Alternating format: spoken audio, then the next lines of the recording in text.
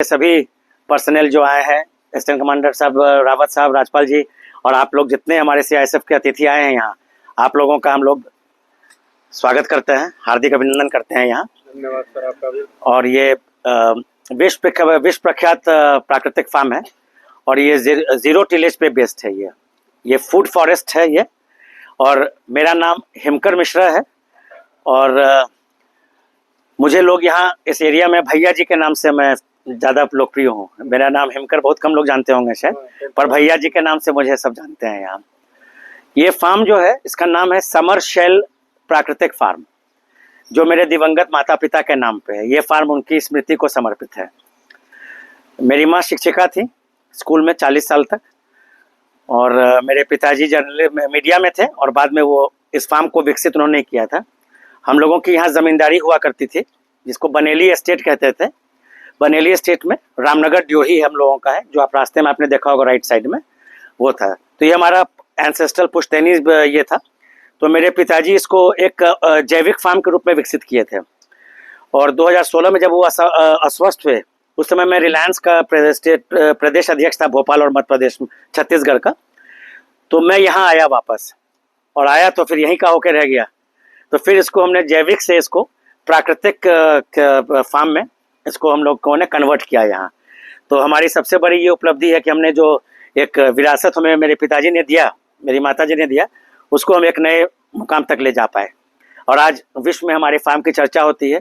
कृषि मंत्रालय में हमारे इस फार्म को आदर्श फार्म के रूप में उन लोगों ने उनके वेबसाइट पे है। ये कृषि मंत्रालय से वैज्ञानिक लोग भी आए थे इस फार्म को देखने के लिए और बहुत लोग देश विदेश से लोग आते हैं यहाँ इस फार्म को देखने के लिए। तो ये तो पृष्ठभूमि हो गई हमारे फार्म के बारे में। और हमारे ये फार्म जो है, जैसा कि आपने देखा होगा कि हाँ प्रतिदिन आप इधर धूप आ जाए आप नहीं सर, बहुत ज़्यादा फार्म से कैसे भिन्न है। प्राकृतिक फार्म के भी बहुत सारे ये हैं जो पर्माकल्चर आता है जिसमें, या zero budget farming Subhash Palekar ji का जो ये है। तो हमारा ये फार्म उससे सबसे भिन्न है। ये जंगल पद्धति के रूप में है। ये कहते हैं कि इंग्लिश में कहते हैं नेचर्स ओन फार्मिंग। ये इसके प्रणेता हैं, वो जापान के एक जैन मास्टर थे, बहुत बड़े कृषि संत के रूप में जिनकी ये लोग कहते हैं, मासानोबु फुकुओका। वो कहते थे कि धूप की किरणें जमीन पे डायरेक्ट नहीं पड़ना चाहिए, टॉप सॉइल हमेशा कवर्ड होना चाहिए। क्यों कहते थे वो मैं आपको बताऊंगा। और जोत नहीं होनी चाहिए। तो हम लोगों के फार्म में पिछले 20 वर्षों से कुछ ज़्यादा से ही जोत नहीं हुई है, यानी कि ट्रैक्टर का, हल का, ये सब की किसी प्रकार की कोई ज़रूरत नहीं होती है यहाँ पे, उसकी आवश्यकता नहीं है। दूसरा, ये एक वर्टिकली इंटीग्रेटेड फार्म है, मल्टी लेयर फार्म इसको कहते हैं। मल्टी लेयर माने क्या कि ज़मीन का एक भी हिस्सा ऐसा नहीं होना चाहिए जो उर्वरक ना हो, जो उपजाऊ ना हो। तो ज़मीन के अंदर में हम लोगों ने हल्दी हम लोग लगाते हैं, सतह पर हम लोग वेटिवर लगाते हैं जिसके लिए आप लोग आए हैं, खस के लिए। उसके ऊपर में फिर हमारा सिट्रस हो जाता है, जो नींबू, गंधराज नींबू जिसकी बात कर रहे हैं, इसको रंगपुर लाइम कहते हैं। ये दुनिया का सर्वश्रेष्ठ नींबू होता है ये। हालांकि लोग कागजी ज़्यादा खाते हैं, इसके बारे में अवेयरनेस नहीं है। ये इसकी उत्पत्ति जो है रंगपुर लाइम का, वो मैं आपको बताऊंगा। और उसके बाद दूसरी बात क्या है, इस फार्म की विशेषता क्या है कि एक महिला प्रधान फार्म है। यहाँ पे अधिकांश हमारे जो सहकर्मी हैं, जो हमारा एक बड़ा परिवार है वो, तो उसमें सब महिलाएं हैं और लड़कियां हैं। तो उसमें क्या है कि बहुत सारे जो पुरुष हैं उसमें उनके सब लोग पंजाब, हरियाणा, तमिलनाडु, बेंगलोर चले जाते हैं लेबर माइग्रेशन के रूप में। तो महिलाएं यहाँ रह जाती हैं। तो उनको एक आत्मसम्मान और डिग्निफाइड लिविंग के लिए हमने एक ये दिया। और जिनको हम परिवार के रूप में हम लोग मानते हैं, बहन बेटी के रूप में हम लोग उनको उसका देखभाल करते हैं। और बच्चियों की शादी हमारे फार्म के सौजन से हम लोग वो भी करवाते हैं। तो अभी तक पिछले 7-8 सालों में हमने 25 बच्चियों से ज़्यादा की विवाह करवाई है। उसमें से कुछ अपनी बच्चियों को लेकर आज आई भी थी यहाँ पे। तो ये हमारे फार्म का ये है। और उसके साथ साथ हम लोग उनका मेडिकल भी करवाते हैं। चाइल्ड बर्थ हुआ या मेडिकल इमरजेंसी हुआ, ब्लड टेस्ट हुआ, या डॉक्टरों को बुला के चेकअप अभी हम लोग माने होता रहता है। दवाइयाँ भी हम लोग फ्री में उन लोगों का करवाते हैं पूर्णिया में। वो सब फार्म के तरफ के सौजन्य से होता है। और हमारे एक वो है लालो मंडल, उसी को टोटो चलाता है यहाँ, उसी के टोटो पर यहाँ से पूर्णिया हम लोग भेजते हैं। तो एक बार लालो के लिए भी हम लोग ताली बजवा देते हैं, क्या कि वही यहाँ से लेके जाता है। सबका सहयोग है, सब लोग हमारे फार्म से हम लोग करते हैं। और मुझे लगता है कि मेरी सबसे बड़ी उपलब्धि जिंदगी में यही है। मैं कॉर्पोरेट लाइफ में था, उसकी अलग एक ये थी, एक भ्रमजाल में मैं था। असल जीवन का आनंद, यथार्थ मुझे यही महसूस हुआ के। तो ये तो हो गई हमारी एक पृष्ठभूमि की बात। अब हम आपको वेटिवर से पहले आपको हम बताते हैं, गंधराज नींबू का बताया, सिट्रस प्लांट हो गया, उसके ऊपर में हम लोग पिंक पेपर ग्रो करते हैं, गुलाबी मरीच। उसके कुछ पौधे मैं आपको गिफ्ट भी करूंगा, जो अभी आपका ट्रक आएगा उसमें। पिंक पेपर, गुलाबी मरीच, ये साउथ अमेरिका का प्लांट है ये। और ये एंडिस माउंटेन्स जो है साउथ अमेरिका में, पेरू के जो एंडिस फुटहिल्स पे था, वहां पे इसकी उत्पत्ति हुई पिंक पेपर की। और वहां से ये फैला और ये स्थिर हुआ जाके ब्राजील में। तो पेरुवियन बेरीज कहते थे इसको पहले शुरू में, चूंकि पेरू के एंडिस के फुटहिल्स पे हुआ। और आज के रूप में साउथ अमेरिका में ये ब्राजीलियन बेरीज के नाम से ये है। तो ये पिंक पेपर हम लोग क्यों कहते हैं इसको, इसका स्वाद बिल्कुल गोल मरीच जैसा होता है। फर्क इतना होता है कि गोल मरीच जो है वो कड़वाहट होती है, आप लेंगे तो थोड़ा सा बिटर होता है वो। ये जो होता है सो मीठा होता है, आप खाएंगे तो लगेगा अरे मरीच तो खा रहे हैं पर ये मीठा है। तो माउथ फ्रेशनर रूप में भी यूज होता है ये। और ये हरा ये होता है। और अगर आपका ये सेशन 2 महीने बाद होता है, अक्टूबर फर्स्ट वीक में, उस समय उसका सीजन शुरू होता है। तो 20 सितंबर के बाद उसमें फूल आना शुरू होता है। और उसके बाद फर्स्ट वीक अक्टूबर से उसमें वो बेरीज आना शुरू हो जाते हैं, पेपरिन जो होते हैं, और वो हरे रहते हैं वो। और उसके बाद जैसे ही वो 5 से 10% लाल होता है, तो हम लोग उसको स्केटियर से काटते हैं। और उसमें हमारी ये महिलाएं और लड़कियां जो है वो काटती हैं उसको। मतलब सर उगाने का टाइम अभी हो गया है। मैंने ये नहीं, आप लगा तो कभी भी सकते हैं, पर ये राइट टाइम है लगाने का, अभी राइट टाइम है लगाने का।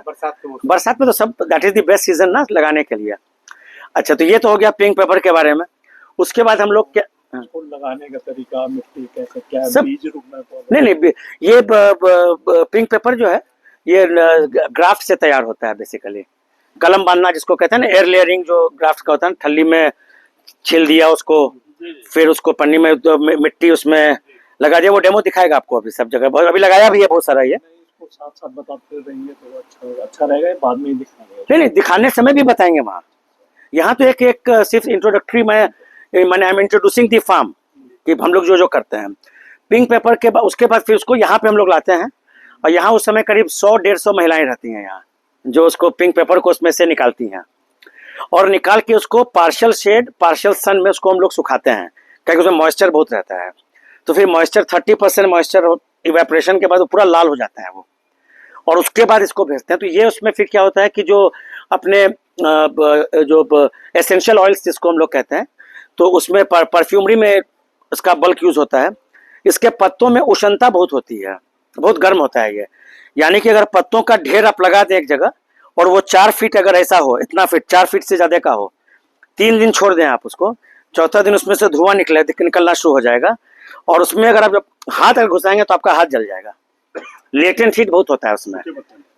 नहीं, गीले में भी, हाँ, वो तो 3 दिन छोड़ेंगे बस शुरू हो जाएगा वो, 4 दिन। बट इतना अगर छोड़ दिए, ये पेपर पिंक के बारे में जो हुआ ना, तो वो जो पत्ते होते हैं उसका अगर ढेर रह गया 3 दिन 4 दिन एक जगह, और इतना ऊंचा रह गया अगर, तो 3 दिन 4 दिन बाद उससे धुआं निकलने लगता है। और उसको अगर छुएंगे ऐसे, अंदर देखिएगा जलना भी शुरू हो गया है। और हाथ अगर रखेंगे तो हाथ जल जाएगा आपका, इतनी उष्णता होती है उसमें। तो उसका जो है ना ऑयल एक्सट्रैक्शन होता है। तो वो जो ऑयल होता है उसको थेरापेटिक यूज में यूज करते हैं। माने कि उसको तेल में, अगर आप नारियल तेल में मिक्स कर लें या सरसों का तेल में मिक्स करें, और लहसुन को गर्म करके जैसे हम लोग मालिश में हम लोग करते हैं, तो घुटनों का दर्द और पाँव में अगर लगाएंगे तो तुरंत इमीडिएट रिलीफ होता है उसमें। और बहुत स्ट्रांग होता है, बहुत ओडर होता है उसमें, बहुत ओडर होता है उसमें। तो एक तो पिंक पेपर के बारे में, अगर जो उसके ये होते हैं, पिंक पेपर जो होता है उसके हम लोग फार्मास्यूटिकल में, दवाई में भी यूज होती है। और जो 5 स्टार कल्चर है उसमें, जैसे डेजर्ट में वो आपका क्विजिन में डेजर्ट हुआ तो डेजर्ट स्प्रेड के ऊपर में। और ये आपको मैं जान के ये होगा, इसका जो ऑयल होता है ना बल्क में, ये 1 लाख 1 लाख रुपीस पर किलो ये लोग इंटरनेशनल मार्केट में इसका कॉस्ट होता है। हालांकि हम लोगों को उतना जो इंटरमीडिएट कंपनीज होती हैं, जो ट्रेडिंग कंपनीज होती हैं, फार्मर्स हमेशा एक्सप्लॉइटेड लॉट रहता है वो। तो अब चूंकि हम लोग we are able to negotiate and dictate terms now with ये, तो अभी हम लोग को उतना नहीं होता। पर इंटरनेशनल मार्केट की बात मैं कर रहा हूँ, जो लोग जो लेते हैं वहाँ पे, तो इसकी जो आप वर्ल्ड फेमस परफ्यूम्स देखते हैं ना, शैनल हो या गुची हो या जो भी ये है ना, उसमें बेस जो रहता है पिंक पेपर का ये रहता है। एंड वही चीज़ वेटिवर के रूट्स का जो ऑयल होता है ना, वो भी रहता है उसमें परफ्यूमरी में। वेटिवर के बारे में चूंकि हमारा सेशन ही है, तो वो विस्तार में मैं आपको उसके बारे में बताऊंगा। तो वो that you have to hear. उसके बाद क्या है कि फुकुओका का ये था कि एक ही जमीन पर एक ही चीज़ कभी नहीं उगाई जाना चाहिए, नहीं तो फार्मर्स कभी समृद्ध नहीं हो सकेंगे। तो एक ही जगह पर आपको ढेर सारे चीज़ लगाना चाहिए, ज़मीन हमेशा कवर्ड होनी चाहिए, ऐसा कि मैंने बताया। तो हल्दी is a natural pesticide also, मिट्टी को थोड़ा सा कड़ा भी करता है, भारीपन भी लाता है उसमें। वेटिवर पोषण करता है। और हमने वेटिवर और पिंक पेपर के बारे में बताया। उसके ऊपर का जो फिर लेयर होता है, फिर उसमें गुआवा आ गया, उसके बाद माने ढेर बने लेज्यूम्स हो जाते हैं, अरहर जिसको हम लोग कहते हैं, वो सब हो गया, आम लीची सब पेड़ हो गया। उसके बाद टॉप लेयर ऑफ जो ये है क्या, उसमें मोरिंगा हो गया और सुबबुल हम लोग कहते हैं उसको। अब देखेंगे सुबबुल का पेड़ भी बहुत सारे हैं आगे में, मैं आपको दिखाऊंगा। तो वो दोनों जो है सो एक तो सबसे बढ़िया सनलाइट हार्वेस्टिंग करते हैं। सनलाइट जो धरती पे कभी भी डायरेक्ट नहीं पड़ना चाहिए, इट शुड बी फिल्टर्ड, छनते हुए आना चाहिए। सिर्फ कमजोर किरणें जमीन पे पड़नी चाहिए। क्यों? कि अभी ग्लोबल वार्मिंग का टाइम हो रहा है, क्लाइमेट चेंज ये सब हो रहा है। अभी क्या हो रहा है कि सपाट भूमि हो जाती है, तो जो अगर धूप जब आती है, रिफ्लेक्ट और रेडिएट करके वापस जाती है, तो जमीन से वो जो कार्बन जो रहता है वो एटमॉस्फेयर में जाता है और पॉइजनस गैसेस में कन्वर्ट हो जाता है। वो नाइट्रस ऑक्साइड हो गया, कार्बन डाइऑक्साइड हो गया, ये सब जो ग्रीन हाउस गैसेस होते हैं वो सब हो जाते हैं, जो कि एटमॉस्फेरिक पॉल्यूशन भी आपका कर रहे हैं। तो वो इसलिए कहते हैं कि सॉइल का टिलेज नहीं होना चाहिए। सॉइल क्या है कि ओशन बेड के बाद समुद्र का जो सतह है वो सबसे ज़्यादा कार्बन सिंक ओशंस में होता है, ओशन के बाद धरती में होती है। तो मिट्टी की उर्वरकता और मिट्टी का जो सॉइल बिल्डिंग है, उसका सबसे बड़ा कंपोनेंट ये है कि आपका कार्बन कितना है आपके ज़मीन में। जैसे ही आप कुदाल से कोड़े उसको निकलता है इसमें से, या गांव में भी निकलता होगा, उसको कौन सोख, they are harmful to your trees and plants. को कंटेन करने के लिए, उस 3% को कंटेन करने में आप जो 97% 95% से ज़्यादा जो आपके लिए बेनिफिशियल है, उसको भी आप हार्म कर रहे हैं। पहले आप आम के पेड़ में आप देखते होंगे, इतनी बड़ी बड़ी लाल चींटी जो होती थी, जो एक बार काटे तो साला 4 दिन 5 दिन तक वो अच्छा मजा देते थे। अब आजकल देखिएगा बहुत कम हो गया, वो नहीं के बराबर हो गया है। आप आर्टिफिशियल फ्लेवर देकर राइपनिंग कराते हैं। आप जो मंजर आता है आम लीची गाछ में, उसके लिए भी आप इस पर दवाई देते हैं कि ताकि ज़्यादा मंजर हो।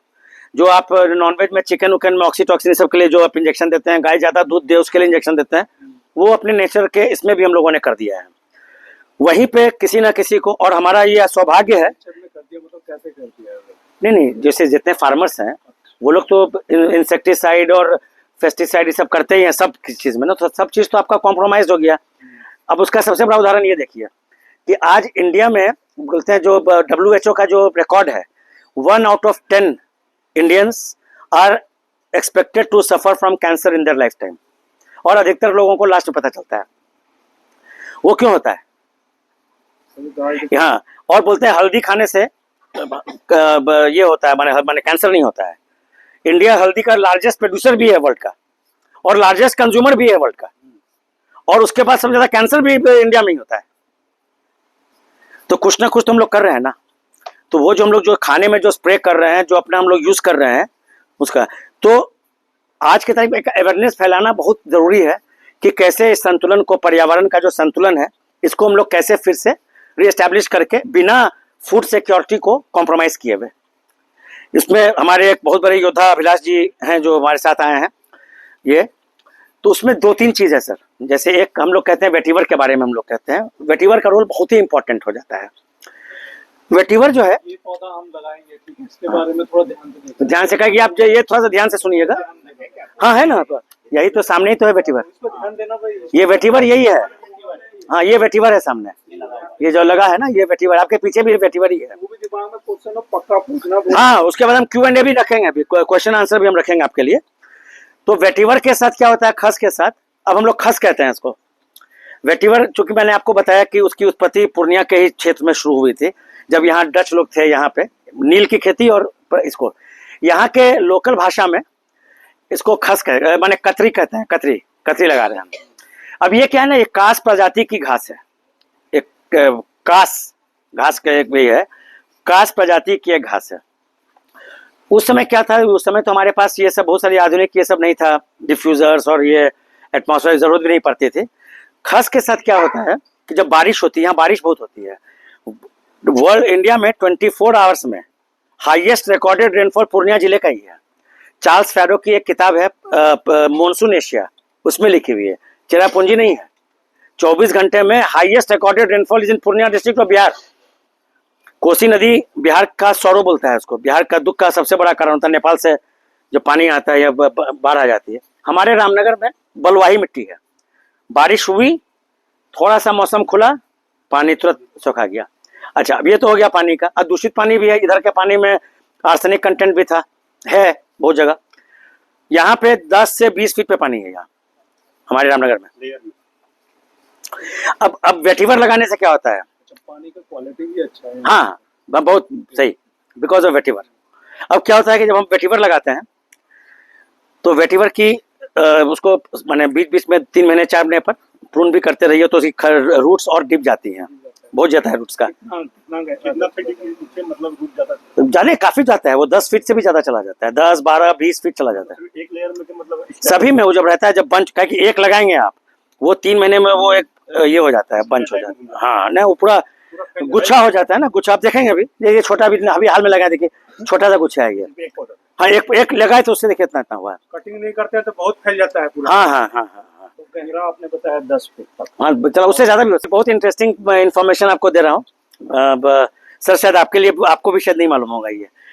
ये जो वेटिवर का जो जब ये पूरा फैलता है ना, इसका बंद में जैसे धान की खेती कर रहे हैं या गेहूं की कर रहे हैं या गन्ना मक्का लगा रहे हैं, तो उसका जो बंद बनाते हैं ना, जो बाउंड्री जो ऐसे रहते हैं, ये लोग भी मैंने हम करते हैं, लेकिन यहाँ पे भी मेरी बात को कोई ज्यादा अभी सीरियसली नहीं ले रहा है, हमारे मैनेजर साहब भी सीरियसली नहीं लेते हैं। समझे नहीं इसमें। हाँ हाँ, अनिरुद्ध भी नहीं समझता है, जबकि अनिरुद्ध सबका इंचार्ज हमारा यहाँ पे यही है, ये लगा रहा है। तो अगर जब आप लगाते हैं धान उन इस सब में, इसमें राइस में, शुगर केन में, मेज में, ये जो पेस्ट प्रोन है, जिसमें कीटा माने वो क्या बोलते हैं उसको, कीटाणु या माइक्रो नहीं इंसेक्टी पेस्टिसाइड्स जो होते हैं, काट जो काठी बोलते हैं ना उसको, पेस्टिसाइड्स को, पेस्ट को, कीट नहीं कीट कीट कीट कीट हाँ काट कीट, हाँ सॉरी, हाँ कीट। तो जब लगाते हैं तो आप बंद बना के लगा रोपे करते हैं, तो बंद के चारों तरफ आप लगा दीजिए खस, तो उसमें तो उसके बाद क्या होता है कि उससे निकल नहीं जाता है। तो शुरू में जब आप लगाएंगे तो हो सकता है कि वहाँ रेप्टाइल्स, स्नेक्स जाएंगे, वहाँ स्नेक्स वहीं जाते हैं जहाँ भोजन मिलता है उसको, रोडेंट्स का, तो वो वहाँ जाके ये करता है। तो जो एक बार होता है ना, एक बार वंस बिटन ट्वाइस है कि यार दूध का जला बार बार छाछ में फूक के पीता है, तो वही चूहा लोग के साथ भी हो जाता है, पेस्ट के साथ लोग अवॉइड करते हैं उसको। तो उसके बाद क्या होता है कि वहाँ वो सब नहीं आते हैं। अब दूसरा क्या होता है कि आप पानी रिलीज किए, पटवन किए उसमें, तो खस के कारण क्या होता है कि जो फसल जो रहती है ना, जो मैंने माइक्रोन्यूट्रिएंट्स की बात में कर रहा था, वो आता है और पानी से वो पूरा इसमें स्प्रेड हो जाता है। तो आपकी फर्टिलिटी जो आप पूरी यूरिया दे के लाते हैं, आर्टिफिशियली उसको स्टिमुलेट करते हैं, वो बिना उसका एज मच हो जाता है, इफ नॉट मोर, किसी रूप में कमी नहीं। बैक्टीरिया खत्म करके न्यूट्रल कर देता है पानी को। ये जो है बैड बैक्टीरिया को खत्म करता है, और जो गुड गट बैक्टीरिया रहता है उस टाइप का रहता है, उसको प्रमोट करता है। तो वो आप 20 दिन 25 दिन तक आप उसको यूज कर सकते हैं लगातार, महीना भर बाद उसको आप रिप्लेस कर दीजिए नए उससे। और आदत वही खस को एक बार जो डाले जड़ आपने गर्म कर लिया, उसका इतना इतना पोटली बना लिया, फिर एक मटका में रख दिए, वो खत्म हुआ तो 1 महीना तक चाहे यूज कर लीजिए उसको, उसी जड़ को। और उसके बाद में जब आपको पता चल जाएगा कि उसका मिठास कम हो रहा है, ये हो रहा है, उसके बाद उसको चेंज कर लीजिए। तो आप घर में स्वास्थ्य फॉर नो कॉस्ट घर में आप इंश्योर कर रहे हैं। दूसरी बात मैं बता रहा हूँ, शहरी विकास में हालांकि भारत सरकार को करना चाहिए, जो नहीं कर रहे हैं, और अब अवेयरनेस हो रहा है, इसलिए आप लोग आए हैं यहाँ। जो लोग आप में जो एमेंसिपेटेड हैं, जिन लोग को बने जागरूक हो रहे हैं, उसके अब क्या होता है कि जब आप खस लगाते हैं, शहर में आप देखिए ओपन ड्रेन्स रहते हैं,